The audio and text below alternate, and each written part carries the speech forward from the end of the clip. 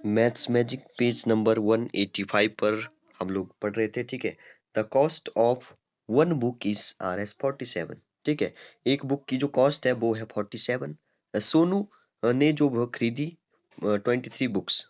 ठीक है, तो ये पूछेगा कि सोनू को जो कितना पे करना पड़ा, कितनी, क्योंकि एक बुक जो 47 की है उसने कितनी खरीद ली, कितनी बाई की इसने, 23 बुक्स उसने खरीदी। ठीक है, तो ये पूछेगा कि कितना प्राइस जो अब उसको देना पड़ेगा, कितना टोटल कॉस्ट आई उनकी। तो how much money does she have, अच्छा सॉरी, हाउ मच, हाँ ठीक है, how much money does she have. तो ये पूछ रहा है कि उसके पास जो वो कितनी मनी, ठीक है, मतलब यहाँ पे सी लगा दिया इसने।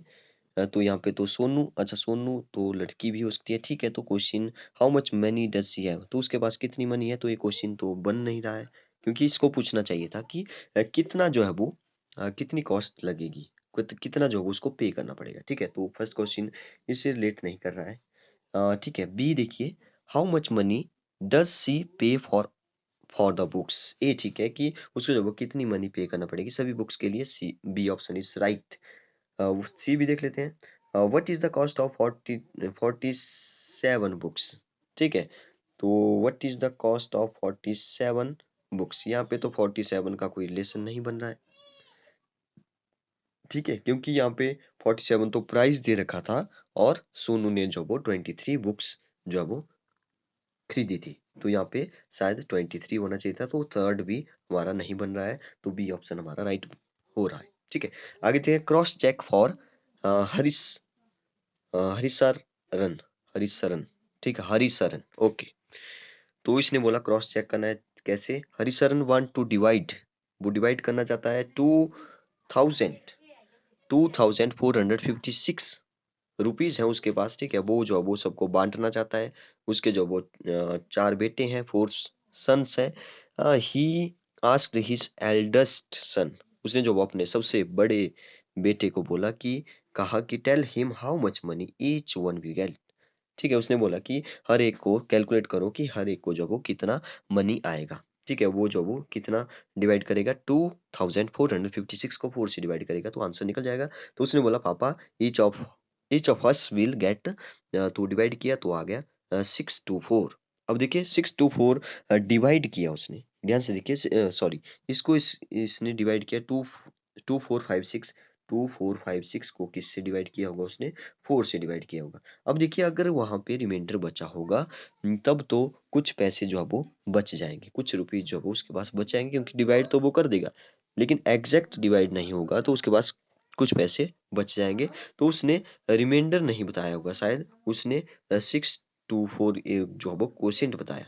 ठीक है, when Harisharan started giving Rs 6 to 4, ये बोल रहा है कि जब उसने जो वो देना स्टार्ट किए सबको, हर एक को जब वो 6 to 4 देना स्टार्ट किए, he was left with less money for the youngest one.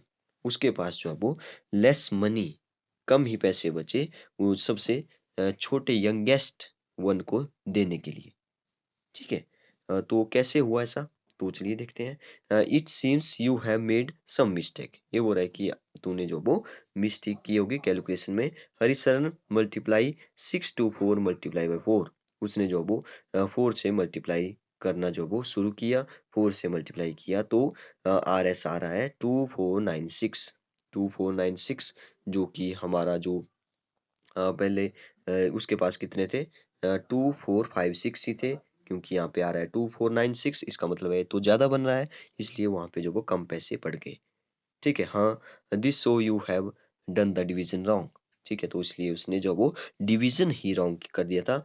The son did the division again, उसने जो वो डिवीजन फिर से किया, फिर से डिवाइड किया, तो आ रहा है यहाँ पे 614 आ रहा है। ठीक है, before telling his father he checks on his own, तो उसने जो जब डिवाइड मल्टीप्लाई किया, ठीक है, 614 को 4 से मल्टीप्लाई किया, तो now it is correct, each one will get Rs 614। ठीक है, तो यहाँ से आपको क्या सीखने को मिला, तो यहाँ से सीखने को हमें ये मिला कि जब हम डिवाइड करते हैं तो उसको चेक कर सकते हैं मल्टीप्लिकेशन से।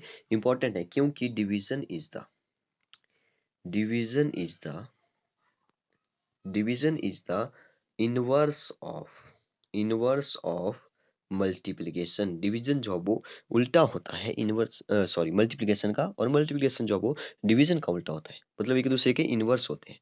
अब देखिए, अगर डिवीजन किया हो किसी नंबर का तो हम उसको जो वो चेक भी कर सकते हैं कि हमने ठीक किया या नहीं किया। ठीक है, तो चलिए एक क्वेश्चन लेते हैं, फिर आपने जो वो इन क्वेश्चन की भी प्रैक्टिस करनी है, ABCDEF इनकी भी आपने अच्छे से प्रैक्टिस करनी है। ठीक है, तो एक क्वेश्चन लेते हैं 438 वाला। तो 438 को, अच्छा सॉरी, मैं थोड़ा सा बड़ा कर लेता हूँ इसको।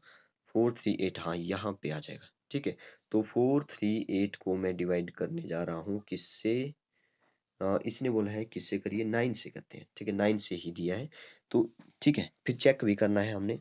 तो 9 को डिवाइड करना है पहले, 4 तो छोटा है तो 43 लेना पड़ेगा, 9 का टेबल पढ़ना पड़ेगा। 9 4 जा होता है, तो 9 4 जा होता है 36। अब माइनस करेंगे तो कितना आ जाएगा, तो यहाँ पे बच जाएगा 7, और 8 भी नीचे आ जाएगा, यहाँ पे 0 है। ठीक है, क्योंकि 7 तो छोटा है 9 से। अब देखिए 9 का टेबल पढ़ना पड़ेगा, 9 का टेबल जल्दी से पढ़ना स्टार्ट करिए। 9 8 जा होता है 72। ठीक है, 78 तक नहीं पहुंचे अभी भी, सॉरी 72 होगा यहाँ पे। जब 78 में से 72 माइनस किया तो यहाँ पे बच रहा है 6, जो कि अभी छोटा है 9 से, वो छोटा है, इसलिए इसको बोल देंगे हम लोग रिमाइंडर, क्योंकि आगे जो वो कोई डिजिट नहीं बचा है।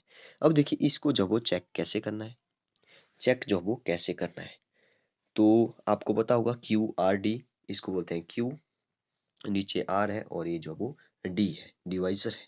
ठीक है, तो आपको पता होना चाहिए हम लोग कैसे चेक करते हैं। चेक करने के लिए कोशिएंट और डिवाइजर, इस डिवाइजर को जो है वो मल्टीप्लाई करते हैं, और उसमें जो है वो रिमाइंडर प्लस कर देते हैं। तो ये हमारा लॉजिक है, ये हमारा जो है वो चेक करने का तरीका है। ठीक है, अ, कैसे, कोशिएंट मतलब कि 48 को 9 से मल्टीप्लाई करेंगे, और 48 को 9 से मल्टीप्लाई करेंगे, और उसमें जो वो रिमाइंडर प्लस कर देंगे। ठीक है, मैं साइड में इसको चेक करने जा रहा हूँ। ठीक है, आप इसको जो वो स्टॉप करके यहाँ पे नोट भी कर सकते हैं। ठीक है, तो चेक कैसे करना है, QRD, क्यू आपको पता है क्वोशिएंट होता है। ठीक है, क्वोशिएंट होता है, और R जो वो रिमाइंडर होता है, और डी जो वो डिवाइजर होता है जिससे हमें डिवाइड किया होता है। ठीक है, तो मैंने बोला कि चेक कैसे करना है, क्वोशिएंट मल्टीप्लाई डिवाइजर, और प्लस करना है रिमाइंडर। और क्वोशिएंट आया था हमारा कितना, 48 आया था, डिवाइजर था हमारा 9, और रिमाइंडर कितना बचा था नीचे, 6 बचा था। ठीक है, तो जब इसको इसके साथ आपको पता है बॉड मास, तो सबसे पहले मल्टीप्लाई करते हैं, फिर जो प्लस करना है मल्टीप्लाई पहले करना है। तो मल्टीप्लाई जब किया तो आ गया 432। ठीक है, 432 प्लस 6 भी करना है तो आ जाएगा हमारा 438 आ जाएगा। ये जो है वो किसके बराबर है, ये है डिवाइडेंट के बराबर। ठीक है, डिवाइडेंट के बराबर अगर ये आया तो इसका मतलब है कि हमने जो वो क्रॉस चेक कर लिया, बिल्कुल सही आंसर आ रहा है। तो आप जो है वो इन सभी क्वेश्चन की प्रैक्टिस करेंगे। ठीक है, 2-3 दिनों तक जो अब आपको कोई होमवर्क नहीं होगा, आपने इन क्वेश्चन की अच्छे से डिवीजन की प्रैक्टिस करनी है। ठीक है, ओके, थैंक यू।